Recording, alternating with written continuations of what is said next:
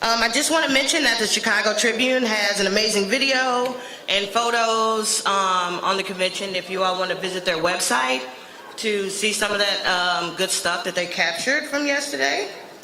If you all want to go over your agendas for today, we've had a few changes, very minor changes.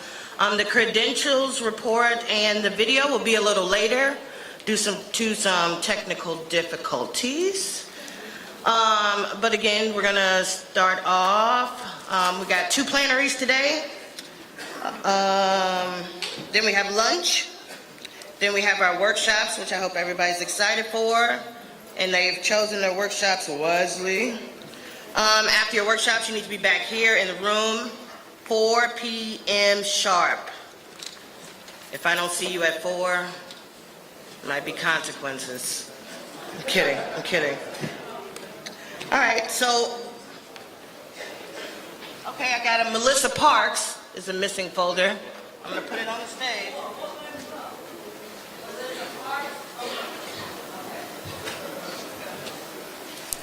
So don't forget to submit your names to speak during the plenaries.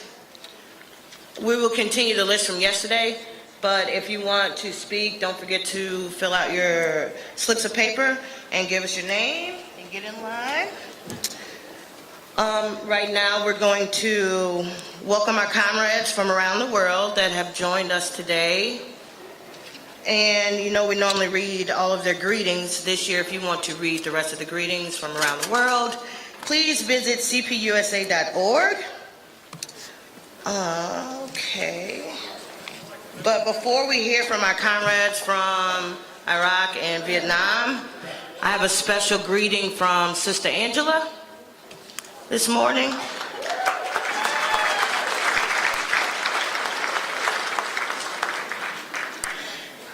It says, greetings to the 30th National Convention Communist Party USA.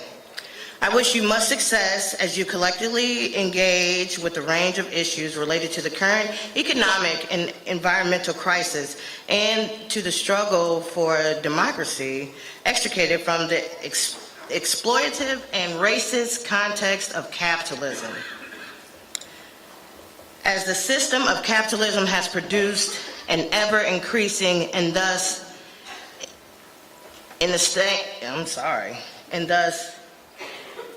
unsustainable need for profits, this process is leading to the rapid deterioration of the very conditions of life on the planet. True. Our movements must reflect a deep understanding of the idea that capitalism, if allowed to move along its logical trajectory, may ultimately lead to global death. The alternative trajectory, the way of life, is socialism. Thank you for keeping the ideas and the ideas of socialism alive. It is our only hope for the future. Angela Davis.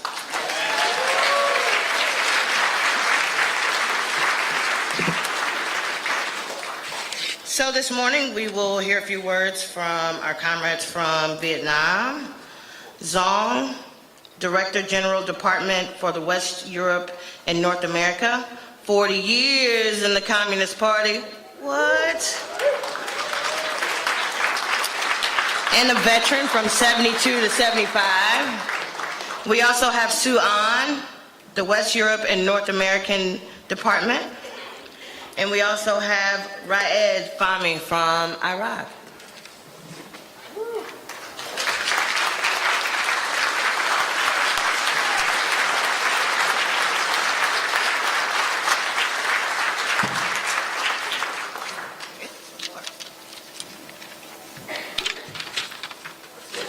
Dear comrades, allow me first of all to bring to the American communists and international guests attending the 30th National Convention of the Communist Party of the United States of America the warmest greetings from the Central Committee of the Communist Party of Vietnam and all Vietnamese communists.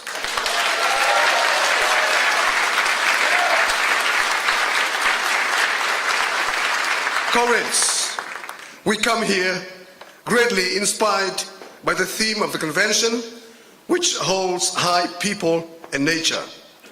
We have listened to and admired the comments of high quality and the ideas of great caliber that had been made by American communists in a very democratic manner in the discussion topics of the convention.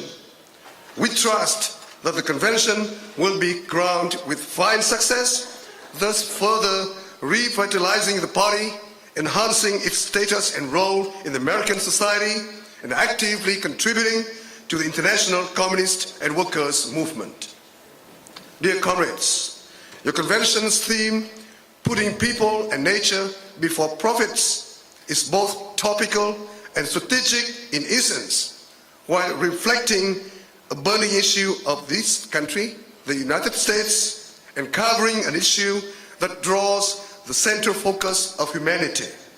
We deeply share your view that, I quote, "The assault on workers is accompanied by an assault on the environment.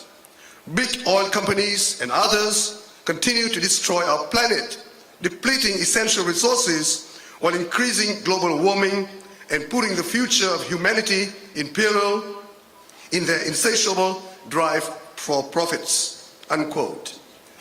The stark truth is that multinational corporations are disclosing more clearly than ever before their imperialistic nature in the hunt for natural resources in all continents of the globe. And when becoming insatiable, the hunt goes beyond corporations' drive to become part of the manipulation by those governments that are behind it. And the hunt does not only confine itself to natural resources, but expands to include invasion and occupation of territories and violation of sovereignty of other countries in defiance of common sense and international law. Dear comrades, allow me to avail myself of this occasion to inform you that during these days we are being victimized by the placement of a gigantic deep water oil rig and illegal exploratory drillings within Vietnam's continental shelf and exclusive economic zone by China, escorted by a large flotilla, among them many warships, seriously contravening international law, especially the United Nations Convention of the Law of the Sea of 1982 and the Declaration on the Conduct of Parties in South China Sea, signed in 2002 between ASEAN countries and China. Having turned a deaf ear to Vietnam's sincerity and goodwill to settle the issue by peaceful diplomatic means and to the strong protest by the international public opinion, China has continued its illegal presence, firing high-powered water cannon at Vietnamese civilian vessels, forcefully sunk a fishing boat with 10 Vietnamese fishermen aboard, and increased intimidation against civilian Vietnamese vessels operating in these waters. These acts are inhuman, counter to the ideals of a communist party, and contrary to the nature of a socialist country. The tension on the ground for the last more than a month has remained alarmingly high. As a nation having experienced untold sacrifices and losses for independence and freedom, we thoroughly understand the cost of peace and stability and have therefore exercised utmost self-restraint. In this civilized world, it is unacceptable to have a big power to do whatever it wants disregarding laws. We badly need the genuine support from international friends and from you, our comrades. In this connection, we are thankful to Comrade Libero Della Piana, Vice President of the CPUSA, for expressing the judicious position of the CPUSA, demanding that China end its illegal acts. We are also appreciative of Comrade Jarvis Tyner's call yesterday at the opening session of this convention for peaceful settlement of the issue. Comrades, present here at this convention, we are joining the revolutionary zeal of American communists, those members of a communist party that has for the last 95 years persistently struggled for democracy, job, equality, and socialism. We feel clearly the sense of communist solidarity and unity, and exactly as your convention announcement puts it, I quote, "In unity there is strength. The people united will never be defeated," unquote.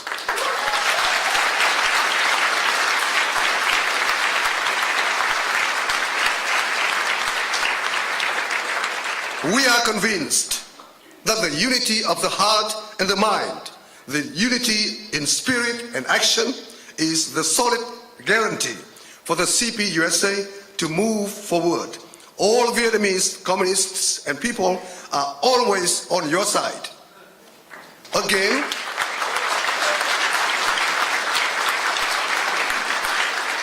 Again, we wish the 30th National Convention of the CPUSA a great success. Long live the Communist Party of the United States of America. Long live international solidarity. Thank you, comrades.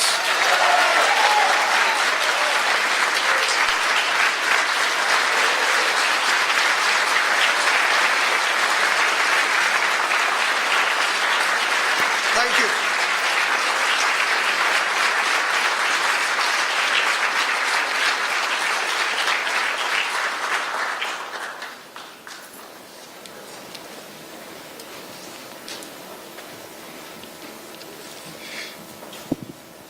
Dear comrades and friends, this is really a very big pleasure for me personally to be present with you, and particularly since I came closely to saw what happened yesterday and the day before with our comrades.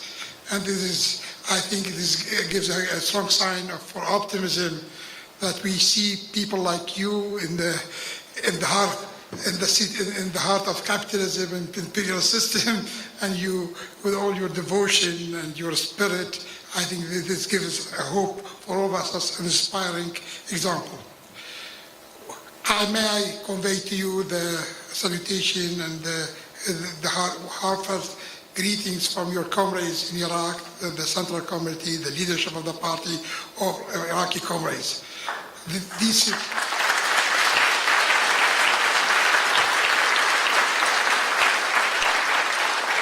They send these greetings to your convention, and I must say that we have very strong appreciation to the role that have played U.S. communists in solidarity with our struggle, and particularly over the past few years, where particular development linked our two countries, let's say, after the invasion of the U.S. in 2003. And your solidarity has proven to be very, very strong support for us, and I wouldn't dwell on the difficulties of our struggle. Today, I'm sure that your convention and what you've heard of the important report that had been given and yesterday will come up with the analysis and will come up with solutions and answers to many of the problems that face American society, but also the problem that interests us in the world. Whatever success you realize here, even a small success, will have important repercussions worldwide. Because here, it is needless to say, the position that United States occupies in the world system, the globalized world system. So your struggle is difficult. We have a difficult struggle, but your struggle is just as difficult as ours in different manner, let's say, in different manner. Iraq, you see, since 2003, and before 2003, was facing struggle against a dictatorship. After 2003 and the invasion, we wanted change to happen in the hand of the Iraqis. Unfortunately, change has become through invasion. And since the invasion, Iraq has been living through a difficult transition period. And this is transition period we are fighting to be a transition period toward installing and creating a democratic federal state in Iraq. This objective is still, we have some steps have been realized, but has not been consolidated yet. And the struggle is very strong about the orientation, the nature of the Iraqi state. And this struggle happens in the context, in regional and international context. That means it's not strictly Iraqi struggle, unfortunately. There are intervention from different countries, surrounding countries, international level. Iraq represents a major oil exporter. It is a strategic position, and unfortunately, we are paying for all these difficulties in our struggle. Today, our party faces a number of challenges. I don't want to take much of your time, but I will summarize these challenges as Comrade Sam said, that the challenges that facing the party here in the United States, but our challenges are different, but still there are major challenges. Our first challenge, we are trying to regain Iraq's full sovereignty. And I am talking about full sovereignty. Up to now, though some important step is taken, but still somewhere to go to gain Iraq's full sovereignty. Second challenge, ending all the terrible legacy of 4 decades of dictatorship and also of the occupation. And this is a very heavy legacy. Third challenge is to mobilize all efforts to fight terrorist organizations and their oppressive and obscurantist objectives. They want to install a despotic, repressive, and obscuranting regime in Iraq. And this movement represents a threat, not only a sectarian threat, as some people say, but they represent a threat to all democratic, patriotic forces. They particularly represent to our objective, that is installing a democratic Iraq. So this is a major challenge to us and to all democratic forces. Fourthly, we have built the state.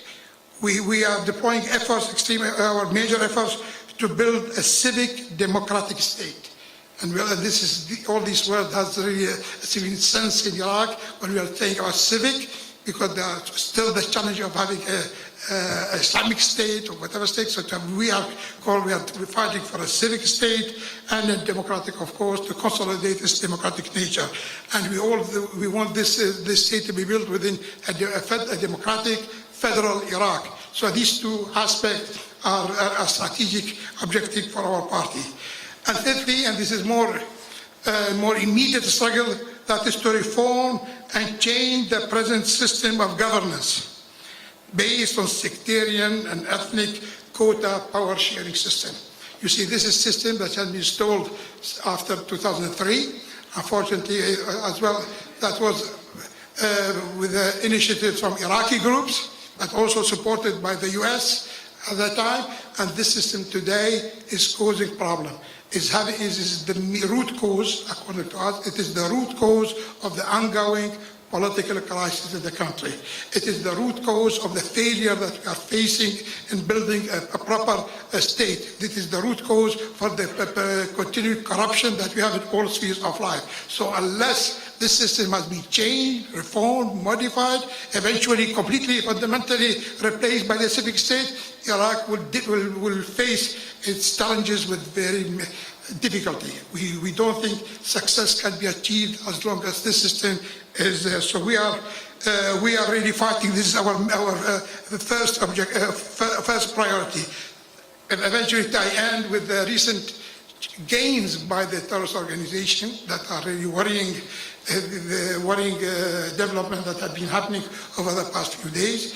These advances by the terrorist organization has been caused by a number of factors external, internal. I would say externally, the development in Syria, the crisis in Syria, the opening up of borders between Iraq and Syria that allowed for the terrorist organization to have a very free movement. These organizations get support for the former Ba'athist regime members, particularly for the former members of the security service and the army officers. And that's why you see these forces are far from being just volunteers. They are professional army officers, and they are waging this fight over the past few days. And the gains that have been realized really gives a proof of this support. At the same time, they have no need for financial, they don't lack resources, whether financial and material resources. They get support internally and externally from surrounding states. I think everybody knows that Saudi Arabia, that Qatar, lesser extent United Arab Emirates, and unfortunately Turkey contribute to help these forces, that, whether directly or indirectly. But above all, we think that the failure within Iraq are the causes. The division between the forces that are in power, the system that we have just mentioned, the system of power sharing that is in effect, that really doesn't allow to build an effective army units, neither an effective state, that creates the basis for corruption. All this contributed to create a very divided internal front, and provided loopholes that have been used by these forces. So that's why now today, I end by this, that today facing this threat, we are calling for a very wide anti-terrorist front, but at the same time, within this with this wide front, we are calling that the forces, the influence forces, should go for dialogue, should open up, should take initiative to break the sectarian divide, which is really dividing the country, and we believe that democratic forces should play a major role in this, and that's why we are actively working to expand the coalition that we have formed with other democratic forces, and this has been gaining ground, is being inspiring people, and we look, I think this will have a promising future, but they will need support, international solidarity, and we are sure we can count on you, and at the same time, you can count on us for any support we can provide. I end by this, and I hope that your conference, your convention will come up with a major result. We are looking forward and the result. I think that our relations will continue to strengthen on many issues. We have common views, and I think will be beneficial to both of us. Long live the CPU, ASA, and long live international solidarity, and we hope for success in the future.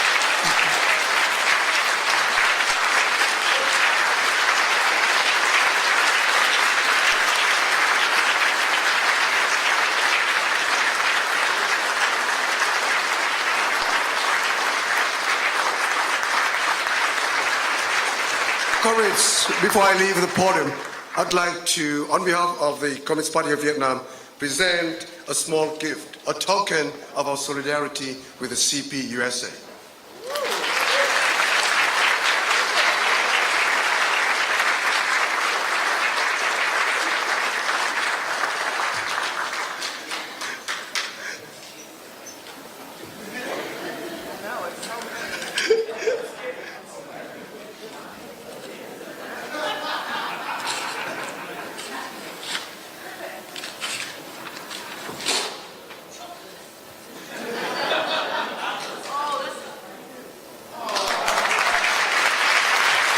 It's Vietnamese ceramic.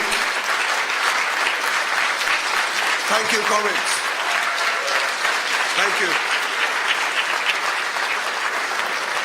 Thank you.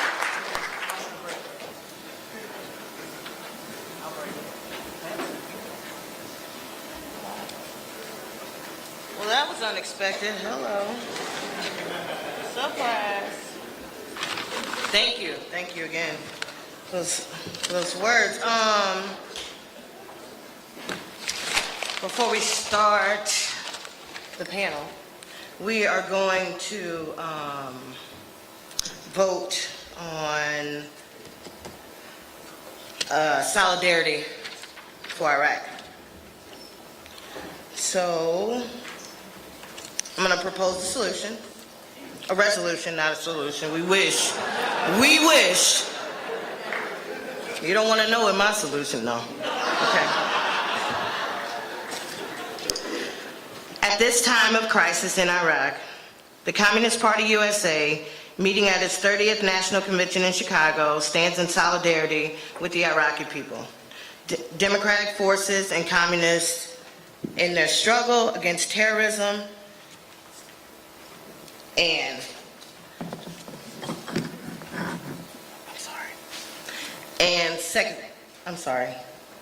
sectarianism, thank you, that's a word, and for national unity, peace, democracy, and social progress.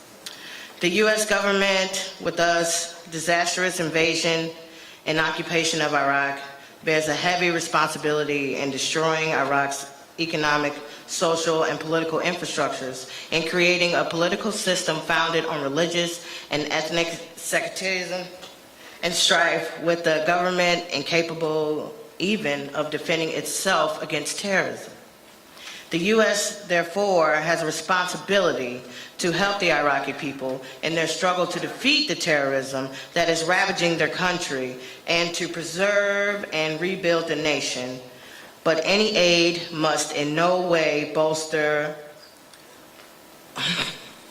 authoritarianism and sectarianism.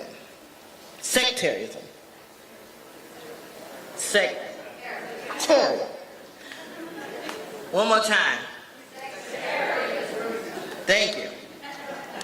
We call on our government to help the Iraqi people restore democracy and national unity by empowering the well-recognized democratic forces of Iraq civil society, its trade union and other civil societies organizations that the U.S. earlier ignored and sidelined, including Iraq's widely respected Communist Party. And we extend a special hand of solidarity to the heroic Iraqi communists in their difficult struggle for peace, democracy, united Iraq with social and justice for all of its citizens. June 14, 2014, Chicago, Illinois. All in? All in favor say aye. Aye. Sounds like no no's here. Guess it's adopted.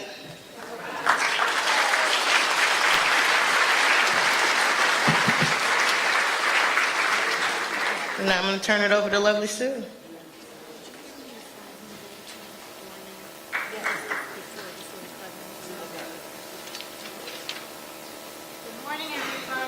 I'm Sue Webb, a co-editor of peoplesworld.org, and we're pleased to start this morning's session with a panel of wonderful journalists and political activists on the role of the media in building movements for social change. And I want to introduce our panelists very briefly. Then I'm going to pose a few questions to them to respond to. And then we're going to open it up for questions from the floor, short questions that they will then respond to and have a little give and take. So I'm going to just introduce our panelists. To my right is Howard Kling, whom you heard last night, is Director of Workday Minnesota.org and Secretary of the International Labor Communications Association and a board chair of Workers Independent News. Next to him is Carrie Leiderson. Closer? Oh. Now that's better, right? Sorry. Okay, is a Chicago reporter, author, and journalism instructor specializing in energy, environment, and labor stories. And she's recently published a book called Mayor 1% about Rahm Emanuel, the mayor of Chicago, and the rise of Chicago's 99%. Bhaskar, Don Washington, a longtime Chicago political activist and commentator, and in his words, he consults for the forces of good.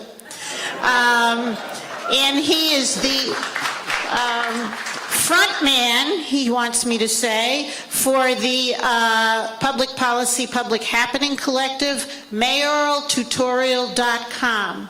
And last, Bhaskar Sunkara is the publisher of Jacobin.com, which was just founded in 2010 and has become a leading voice of the American left, as it describes itself, offering socialist perspectives on politics, economics, and culture. So, without further ado, I'm going to pose the first question to the panelists.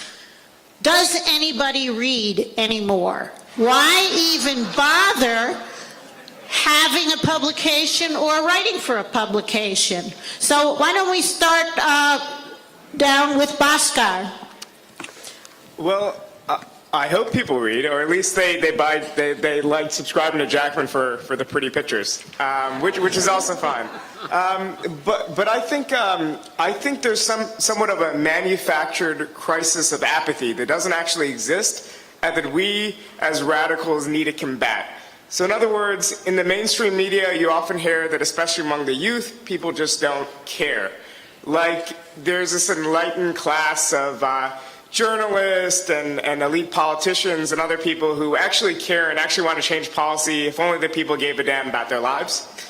Now, I think as organizers, the best thing to remember is that whenever you walk into a situation, you should assume that the people who have been in that situation, who've been living it, probably are reacting rationally. And the first questions we should ask are, why are people responding this way? So if people aren't responding to the media, I think that's more of the fact that the media isn't responding to their needs and speaking at their level of lived interests and whatnot. So I think people are interested in reading about things that actually connect to them. So the challenge is really creating the kind of stories and speaking at a level where you're not either being completely uncompromising, you're not completely not challenging people, but you're also speaking to their lived experience, and that's a fine balance. But I do think people read and care about things just as much now as they did in the past. Thanks, Bhaskar. Don? I think people, I don't know, can you actually hear me? All right. Wow. So here's the thing. People certainly read, they have to, because I tried really hard and I have this be my hobby. Like actually to not be dragged into like public speaking and be in front of people all the time, but there are people, thousands of people every day who read my little blog who arrange for me to go all over the country to talk about like dry public policy stuff, like privatization. And they bring me out to their universities, out to their campuses, out to their community groups to do like a 90-minute interactive fun thing about that. And there's hundreds of people at these events. So people not only read, they also, when they read, they want to take action. And if we had media that did its job, people would be really engaged and our politics would look very different. But since our media is not good at what it does, people are not as engaged and our politics are what they are. Right? So it's on us to like bring people into the fight, which I love. Carrie. Okay. Yeah, well, thanks for having me here. I think people are, like the other two said, reading really as much or even more than ever, and the whole digital and new media revolution, I'm personally slow to pick up that stuff, so I'm, not one to be an apostle of all the changing media technology, but it really is, I think, getting people to read even more, whether it's through Twitter or on their mobile phones and, just the whole explosion of blogs. But I think the thing that is, and I think there's a lot of fantastic media out there that wasn't out there before, because of all these venues and because you can, something like Mayoral Editorial, I would imagine, would have been a lot harder to distribute in hard copies, but, now people all over the world can easily read it.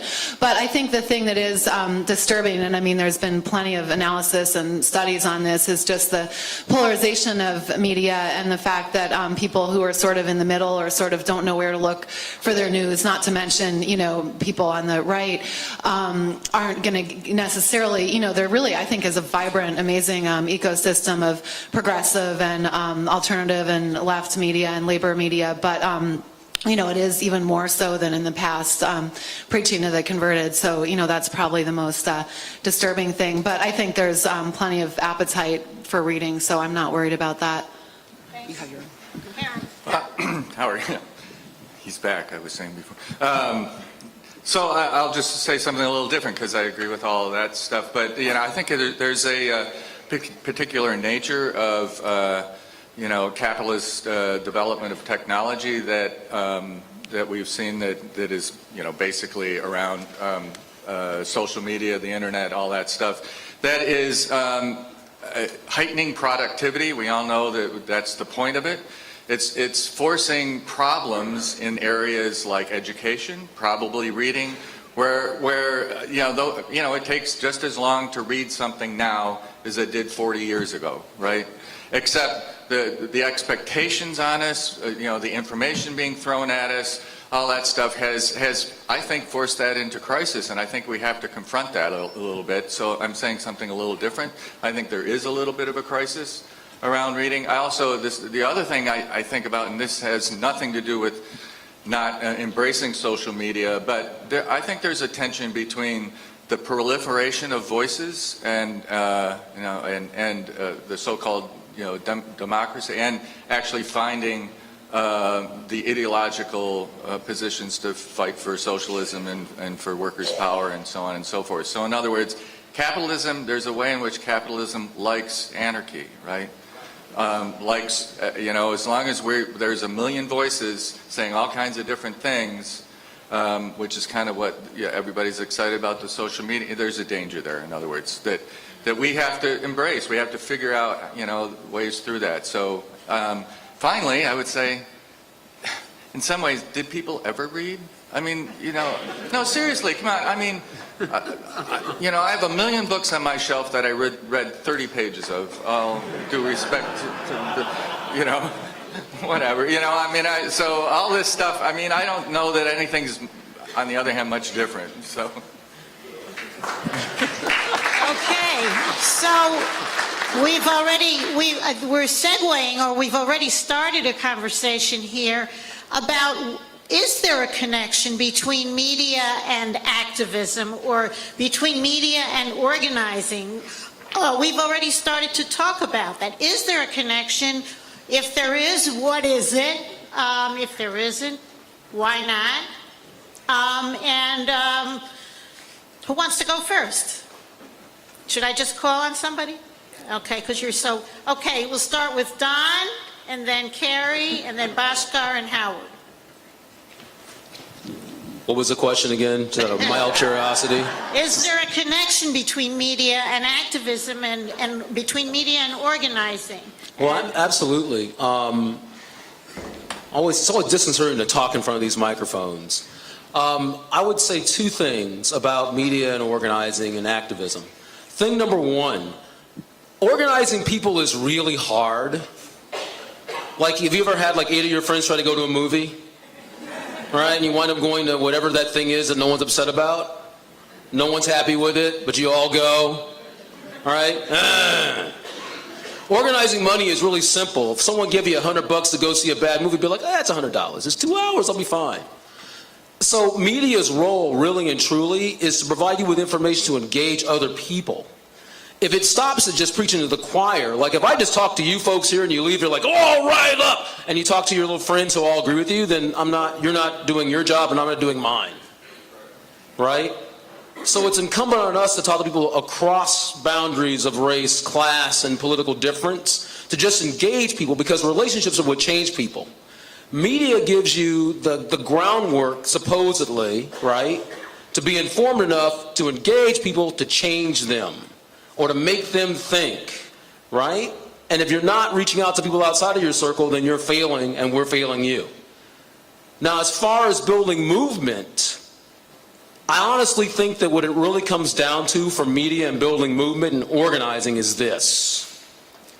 Each and every one of us as citizens has an obligation to learn about issues and discuss and debate them in a way that is sort of like the way you talk about like a Bulls game.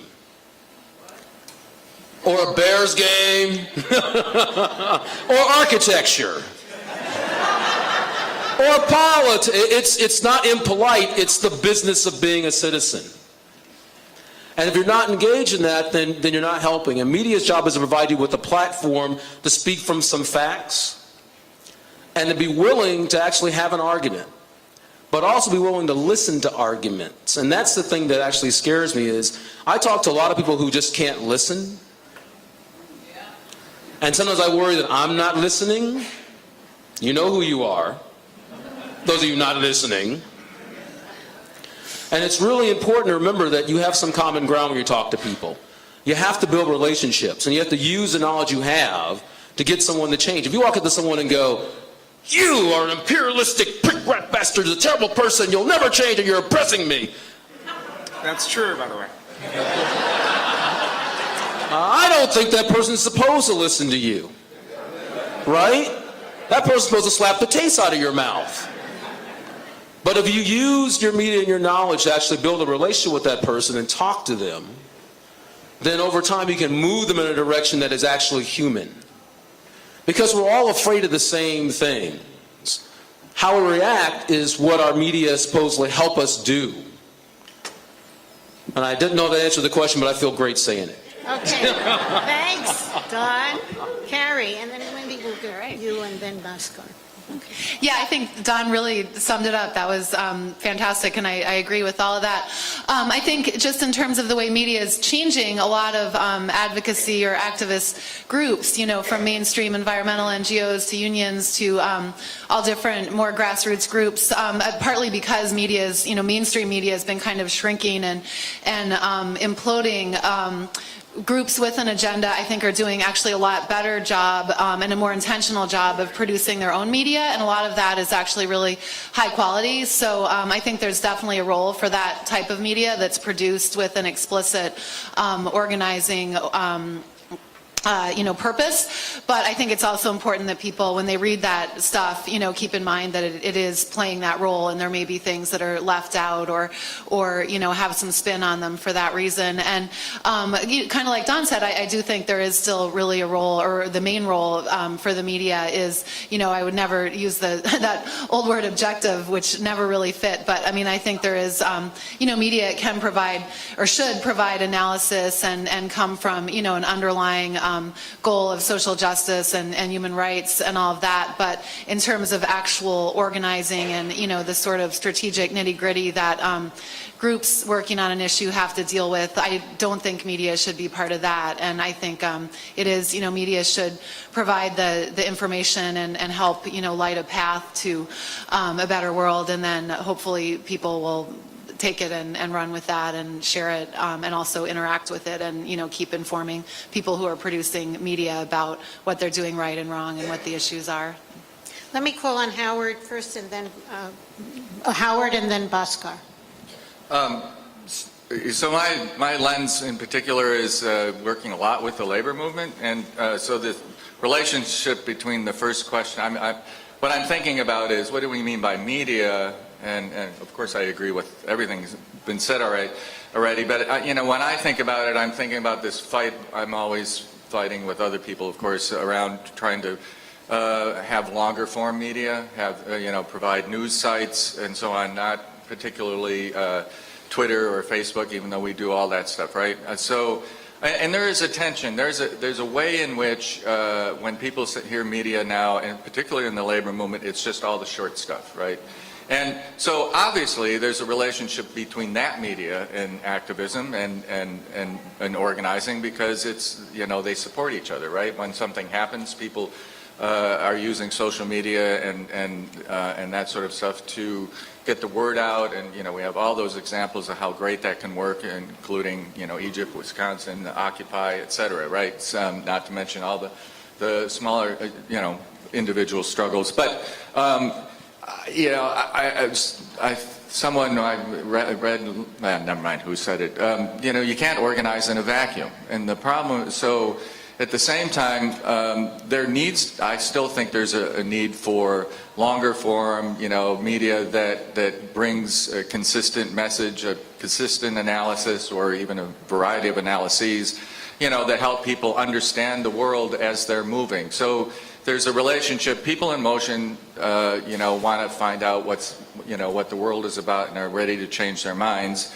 So if there's no organizing going on, if people aren't in motion, they're not going to read anything that we might write, right? But on the other hand, if there's nothing there for them to find once they start to change their minds, that's also bad. So, so what I'm putting forward is, it's a real argument with the labor movement. They really don't respond very well to, the idea of longer form kind of things. It's really hard. It's all about organizing and short form stuff. And so I think there's a tension, really. Well, then segues right in, I think, to Bhaskar. Go ahead. I think that left media and organizations our organizing projects need to be intertwined. So in other words, just passively consuming or reading a publication is obviously not very useful. It's a very soft social tie, but actually having those people maybe use the entry point of information and knowledge and opening their horizons, and then realizing that they need to join an organization, they need to be active, they need to form those deeper, real connections, I think is important. And I think beyond that, internally to the left, media is important because it really fights this sort of division of labor that often happens within movements, which is analysis is left to some people and the grunt work of organizing is left to others. So I think it's really important that, in other words, we all know, of course, that the ways in which the predatory forms of finance capital today are impacting our lives negatively. But many of us can't explain with any degree of detail or depth what exactly the mechanisms of finance and how they actually work. But we know some of the worst aspects of it. We don't know how it functions in society as a whole and how there's real alternatives to it.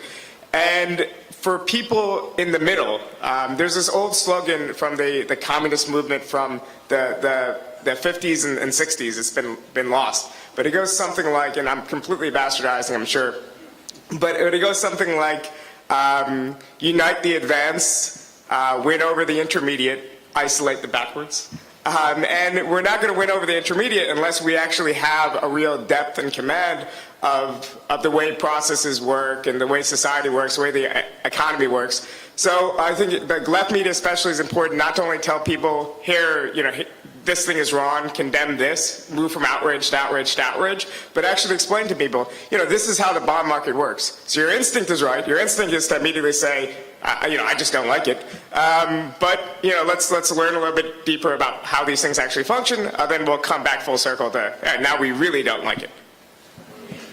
Thanks very much, and that leads to our last question for the panelists, and then we'll turn it over to you for questions. There are about some 300 labor publications in the United States, but when people talk about alternative media, typically these labor publications are not included. Why? And is that a problem? And if it is, what can be done about it? And so I'll start with Howard, since he works directly in that realm. Yeah, actually, I was when I knew you were going to ask that question. So I was reminded. Years ago there were these media and democracy congresses. I think there were 2 of them. One was in San Francisco, the other in New York City, and there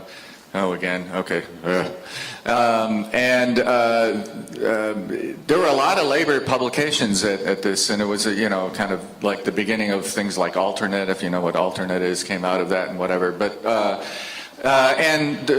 we caucused and we talked about this issue that labor is probably still is the most the greatest collection of alternative media in the country, right? It may not be anymore. I suppose there's a lot now, but back then that was really true. The problem is, one thing is, in order for labor to be considered alternative, I think labor needs to think of itself that way. And honestly, I don't think most labor publications do think of themselves that way. And I, with many exceptions, but and I'm in the International Labor Communications Association, been associated with that for a long time, and this is that's not always a comfortable thing for people to hear, that we're alternative. Sometimes people want to be mainstream, right? They'll just say, no, I don't want to. We're not alternative. We are. There's a lot of, but mostly it's a lack of a class perspective, I think. That if you think of yourself as being alternative means embracing a certain way of thinking, I think, and there are a lot of people running publications, a lot of unions they work for that do not think of themselves that way. So on the other hand, the potential is amazingly and great, and it should be, right? So that one of the struggles is how to grow that, how to grow, get people to embrace the idea that they need to talk to more than just their members. That's one of the things, right? I mean, when you're not an alternative, you're only talking to your members, maybe their families. There's a lot of stuff around that, particular things. So, to think broadly, how to talk to the broad public of workers is one of the ways to think about being an alternative. So, Thanks. Why don't we go to Don? Wow. So I've got to follow the master. Never an easy thing to follow. I might be wrong, So. But who would know? I know. So I would start by thinking it starts with, it's certainly a problem, but I think it goes to how labor is perceived by like regular, ordinary, boring people, like the rest of us, the people who are not in this room. When you ask someone how they feel about unions, there's always that story about those lazy union guys, and I'm not going to tell you, you know the stereotype. Union thugs, Teamsters. Or they're lazy, one of the two. One of those things. They're either thugs or they're lazy. I can never figure out which. All right? Lazy. So this is the thing. It's the master. Lazy, he says. No, I said lazy thugs. Oh, lazy thugs. They can be both. It's like the Bush admin. Are they evil or stupid? They can be both. They can reach for more. So I would say to you this. It's about perception. So I think that a lot of people in the mainstream media, when I talk to my reporter friends, they only think about labor when they're thinking about like strikes or benefits or wages, right? It's almost like a ghetto in of itself, right? It's not about like a vision of a better world where people actually have equity.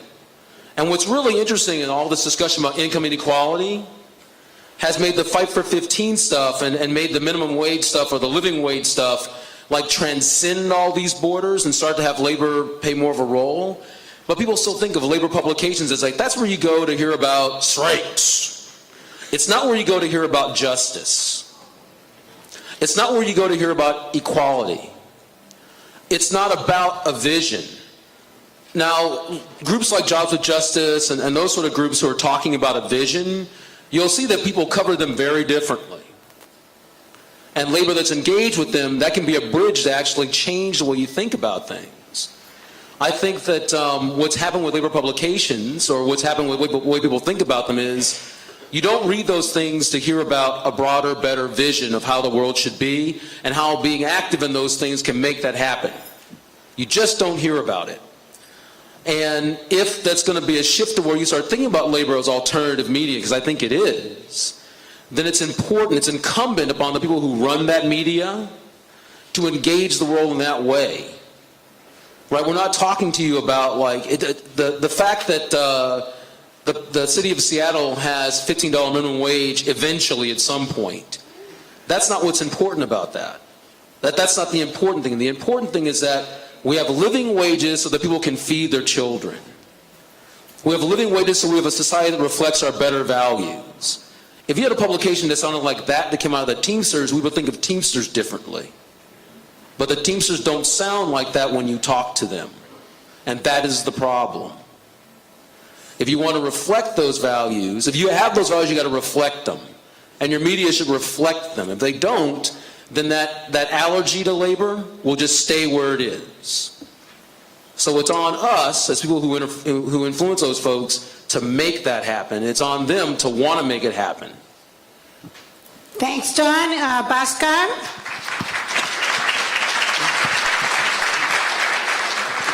I have a friend in the labor movement, and he said that he's moved up in the ranks. He's been in the movement since when he was like a shop steward, and now he has a nice, very comfortable union job, working for a major union. And he says that one of the dynamics that he feels is he often feels like he prays to the altar of socialism at night.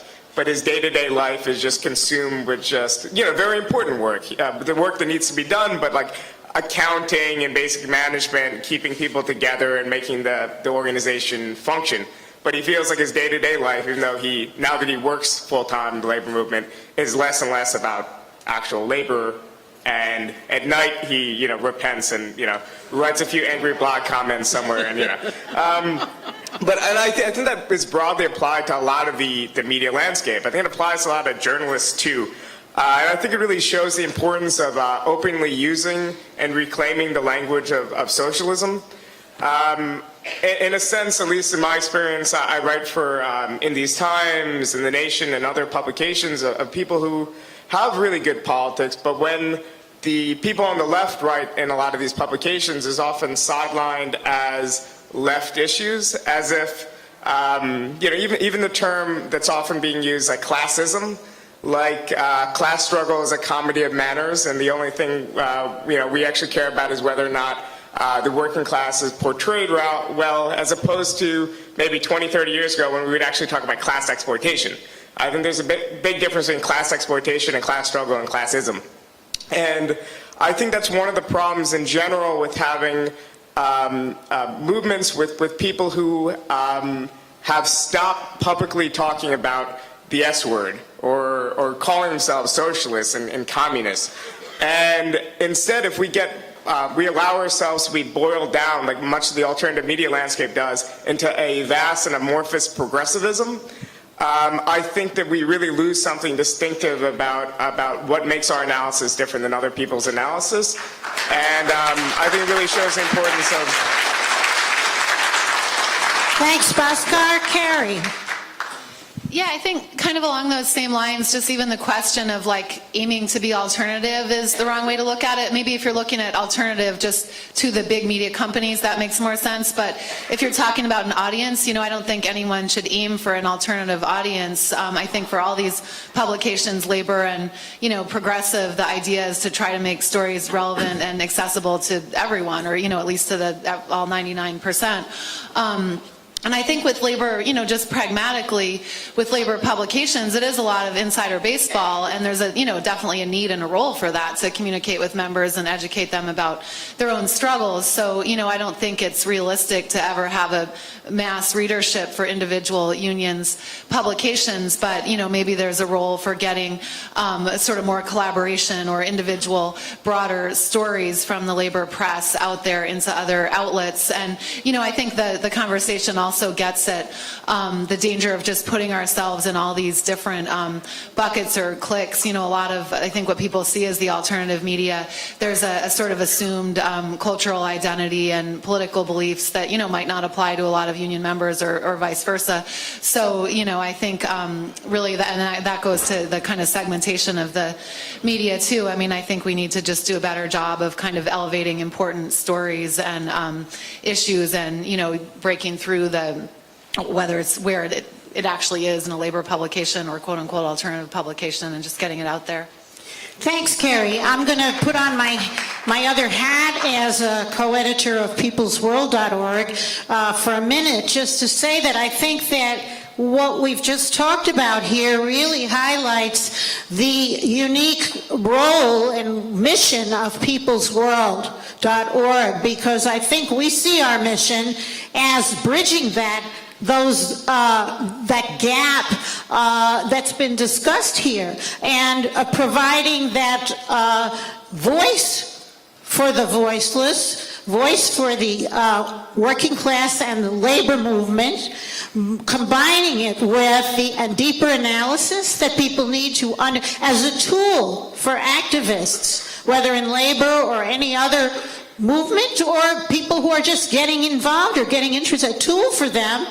And also that deeper understanding that Bhaskar talked about, and the vision of socialism and what it might be, but giving the tools for so giving that voice, bridging the gap between labor and what labor publications maybe can't do, because they do have a certain more limited mission, and providing that broader, deeper vision, and then the tools for organizing and for that understanding and vision of socialism and transforming society in a more fundamental way. We're going to talk more about that in the next part of this plenary. I think we have time for maybe two more questions. 2 questions from the floor. We'll see how if you have a brief question, please stand up and I'll just pose your question.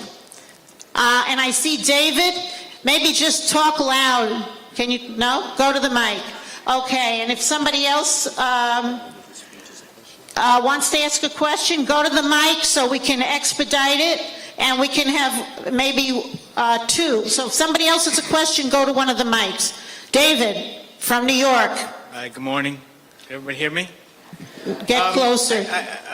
My question is, well, you know, I'm not a media person, so I'm not familiar with some of all these discussions, but aside from the net neutrality issue that's sort of been in the news, there doesn't seem to me to be a campaign to democratize media, the establishment, the television stations, radio, for example. You know, many countries have laws that say during election time, media outlets have to allow a certain amount of time for parties and electoral candidates to get their message across. We don't seem to have that here in the United States. And so I'm wondering, why is that campaign missing? Or perhaps I'm missing it, I don't know. You know, there doesn't seem to be that kind of campaign to democratize media in our country, the television, the radio, and so on. Thanks, David. Anybody want to respond? Carrie? I can give just a really quick, you could talk for hours about that topic, but a really quick answer is there used to be much stronger campaigns against media conglomeration, and in a way, you know, the way media has changed has actually democratized media in spite of, you know, the big companies. TV is a little different. TV and radio are a little different, but at least in terms of print, you know, that struggle is not that it's not important, but it's less important since there's so much ability to just put your media out there without going through the mainstream gatekeepers. Anybody else want to quickly comment? Bhaskar? Yeah, I would just say really briefly that there's a funny way in which the logic of neoliberalism, which tells us that we could all have a voice within like a little margin, so we could all have our little blog or whatever. It's kind of a fake democratization, and I think that has also partially undermined the idea that there's really massive media conglomerates that should be broken up and expropriated, and we should, you know, change the media landscape and democratize in a more profound way. Okay. Yeah, real fast. I mean, absolutely right. I think that's right. You know, basically the neoliberal agenda has had as one of its things the media, right? I mean, the concentration of the message is so powerful now, and it's so hard to fight it. There used to be all these things. I don't think people know how to even fight it other than to have their blogs and do the you know, the internet way and everything, but you know, it definitely needs to be restarted. I would say something to think about is that one of the ways that the powers that be, and you can call them whatever you want, neoliberalism, corporate, you know, hegemony, etc.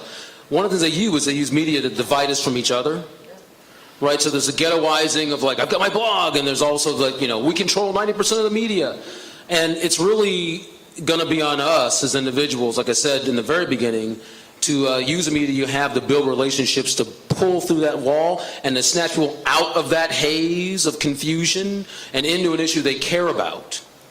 And this is an issue that people should really care about, but if you really, where'd it go? If you really care about that, you're the person that's got to be engaged with people who are doing that work to reach other people, to organize people to fix it. Thanks, Don. We're probably just going to be able to take one more question because of time, but I'll call on the next person. I'm sorry, I don't know your name. I'm Cindy Farquhar, and I'm from Baltimore, Maryland. Hi, Sue. Go ahead. Should we be yelling at the unions in the people's world? A small example in Maryland, Cove Point is a mini Keystone. Speak into the microphone. Cove Point in Maryland is a mini Keystone XL problem.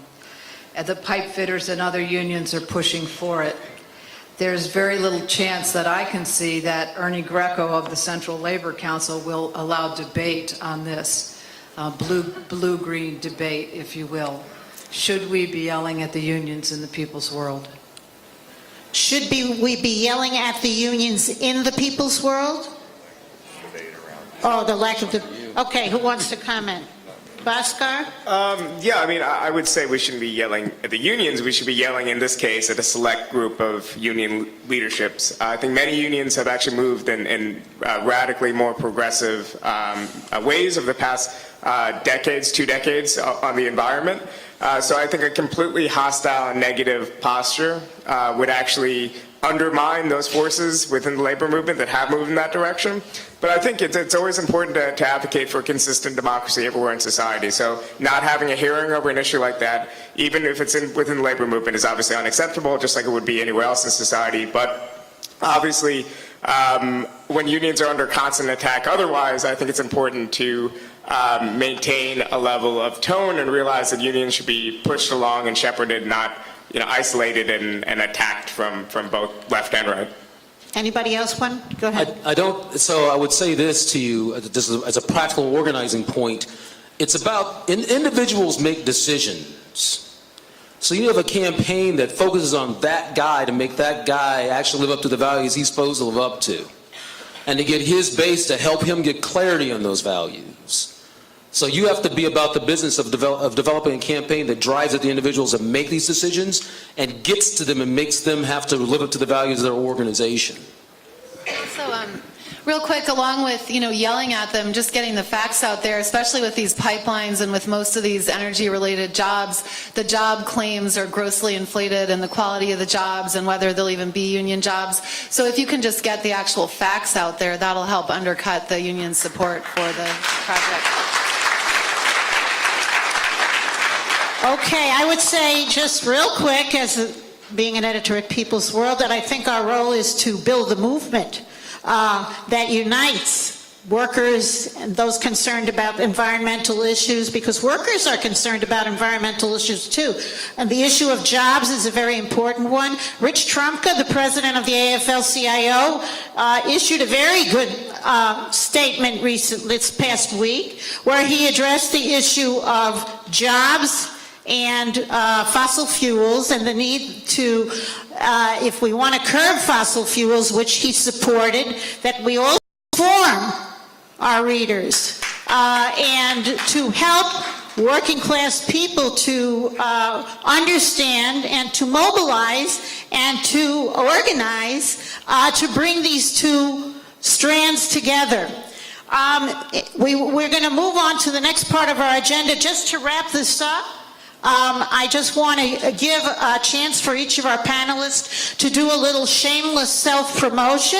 If you want to mention your website or anything like that, Carrie is the author of a book that I mentioned. If she wants to just mention that, and I think she brought a few copies, and she can tell you where they are. Maybe she'll sign one for you, and so on. So just real quick, Bhaskar. I love shameless self-promotion. I'm the editor of Jacobin magazine. It's a print quarterly, but we release online content every day. Everything we put up is available for free online, so if you want to check it out, it's jacobinmag.com. Also, we just released a booklet, Class Action, with the Chicago Teachers Union's Core Caucus. And I think the Chicago Teachers Union, if you're around Chicago, has been selling that. All proceeds are going to the Core Caucus. And it's also available for free online at jacobinmag.com. Done.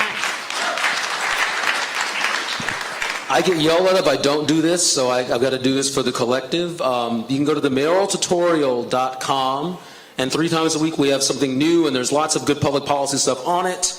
And at some point in the not too far distant future, we'll be doing a thing called Media Quotient, making fun of the Sunday morning television shows where you actually know less when you actually watch them. Thank you.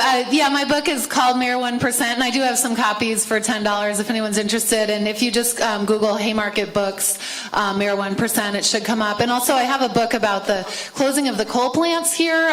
It's a free ebook and also hard copies, and we're actually doing a reading or an event Monday night in Pilsen here in Chicago, so I have flyers if anyone's interested in that. So you're going to be sticking around for a while? Okay, and I guess go to workdayminnesota.org if you want to see a great example of an online labor newspaper, except there's no paper. We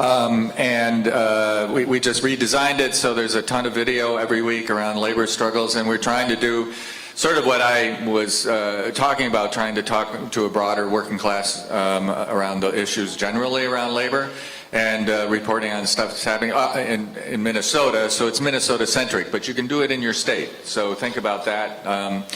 Secondly, Workers' Independent News, go to laborradio.org. become a sustaining member. It's an audio radio project, soon to be something else. So. Thanks. And finally, peoplesworld.org. If you are not a subscriber to receive our e-headlines twice a week, when you go to peoplesworld.org, you can sign up to receive free twice a week headlines, and that's a terrific organizing tool for you. But if you go there every day, you will see a whole variety of articles of various kinds that you can use as tools to educate and organize. Thanks very much to all of our panelists, and I'm going to turn the floor over to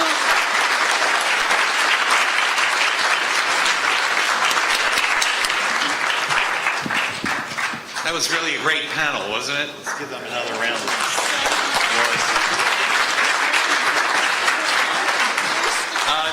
I get to introduce myself. I'm John Wojcik, labor editor of the peoplesworld.org. And I'm also going to give you a second new title that I just got this year, which was when I was elected vice president of the International Labor Communications Association.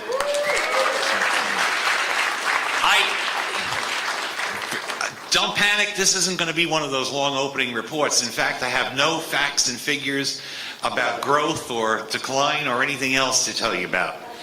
What I do want to mention, though, is bring people back just quickly for a second to the late 1920s, early 1930s, New York City. A lot of Polish, Italian, Irish, Jewish immigrants flooding into the city in those years. The streets were dug up from the Bronx all the way down to Brooklyn, Manhattan, Queens, because they were building and consolidating, the largest subway system in the world. Well, people were active in those tunnels and in those stations that were going up and on the elevated lines, doing three things at once. There were teams of people that went to workers and sold them a subscription to the Daily Worker.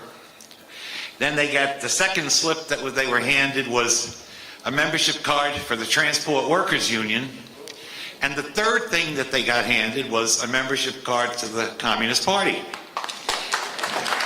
people often filled out all three at once. You became a Daily Worker subscriber, you became a member of the Transport Workers Union, and you became a member of the Communist Party all at the same time. Why waste time delaying things? I bring that up because I firmly believe the day is going to come when we're going to see that again.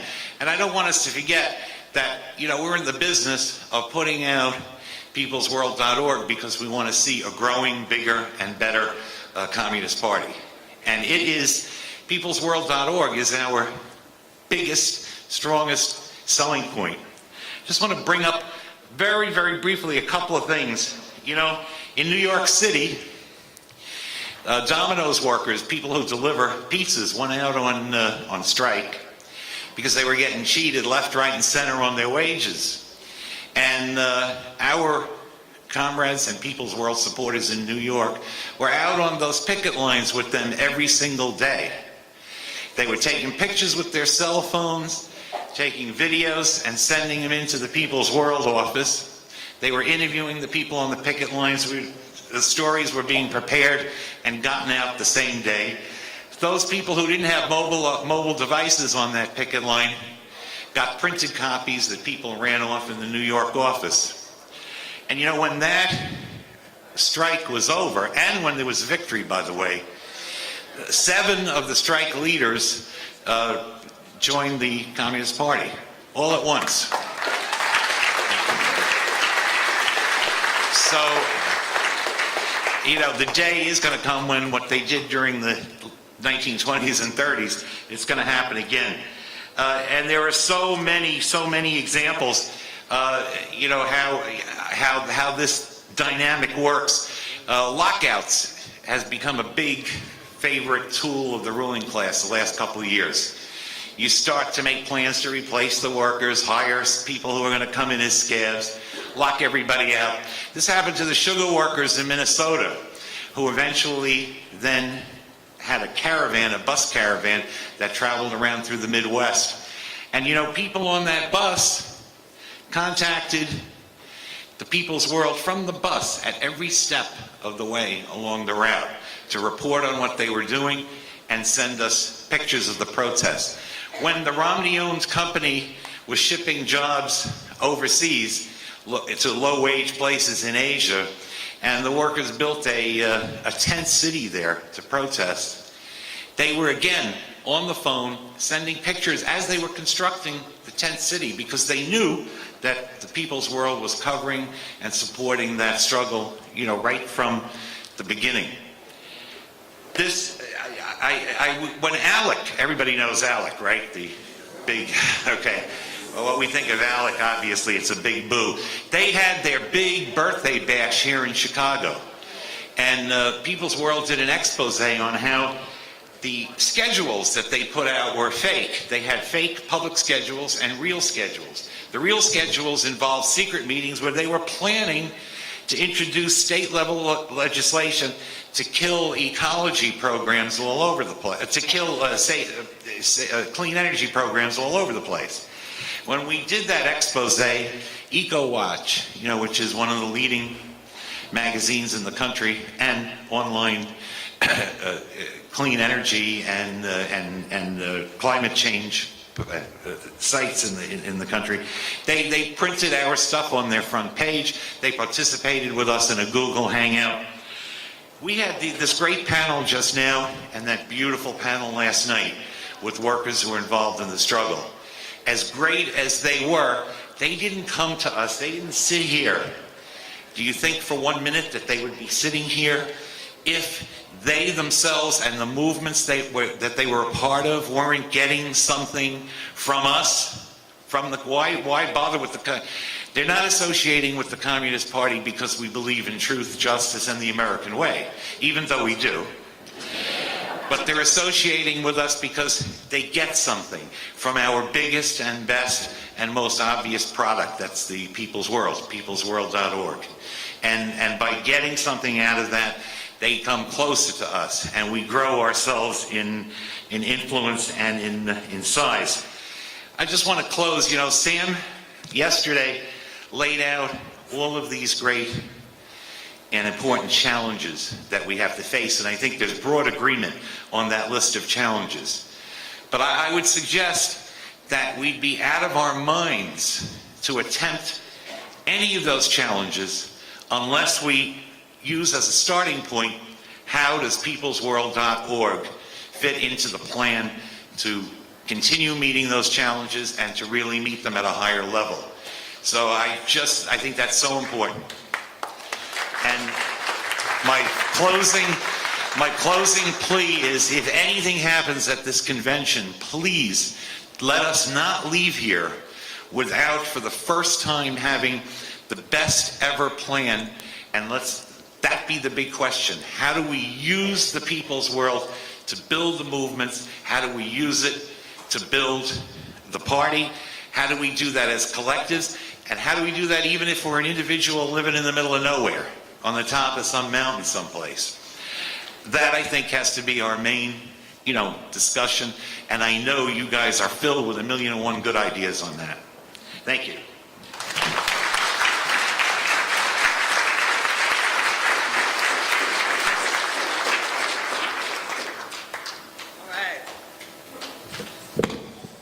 Well, we got 10 minutes because we want to thank John for starting us on thinking about how do we use the peoplesworld.org to further the movement, whether it's low-wage workers, climate change, racial equality, or other movements, but building the party and the movement. So right now, we're going to have 10 minutes of table talk. So if you're back there in the chairs, talk to your neighbors, get in a circle, talk to 4 folks on the side of you. If you're at your tables, turn around and start talking peoplesworld.org. And your 10 minutes starts now.